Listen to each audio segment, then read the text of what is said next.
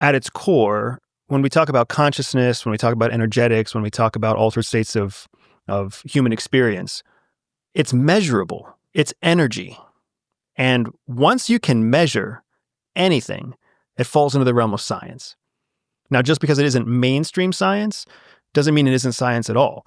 And going back to some of our biggest rivals in the geopolitical space, whether it's the Nazis, the Russians, the Soviet Union prior to the Russians, even now with the Chinese, these are adversarial states paying huge amounts of money, military, industrial, weapons investment, research into finding an edge, an opportunity to take out their adversary. So to counter their discoveries, it forces the CIA to constantly have to be investing in everything from deity idols, whether or not there really is a holy grail, all the way to altered states of human consciousness and remote viewing. Right.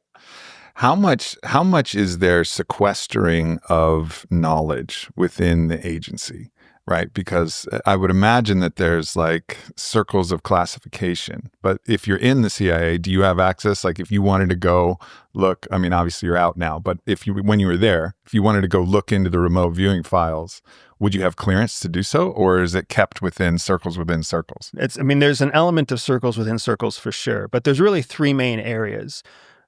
The first and most broad form of research that CIA does, and DoD writ large does, is in the commercial space. So commercial institutions, universities, private scientists, they need funding for their research, and the government will fund their research. The caveat being that the government then gets to control how much of that research is made public. Right. But that's not just the government. That's anybody. That's what Coca-Cola does. That's what Northrop Grumman does. Everybody does it.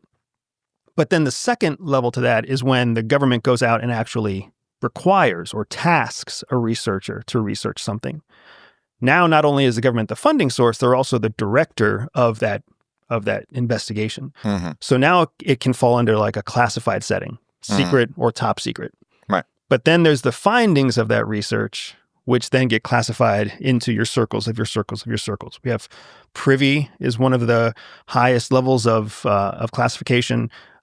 Restricted access is another. Restricted handling is another. You've got these various categories, even Cat 6, Cat 12, Cat 3, Cat 5, these different categories of circles within circles that say, hey, the government is driving this research and even people in the government aren't able to access this research. Mm-hmm. Plus, you've got time periods that are assigned at the moment that they're classified.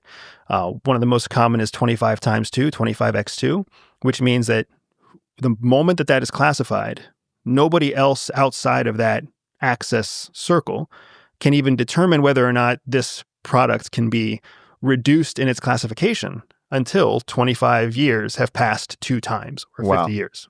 So there's no moment-to-moment flexibility about that. It's like locked in. For those 50 years or for other things, 15 years or for other things, 3 years, correct.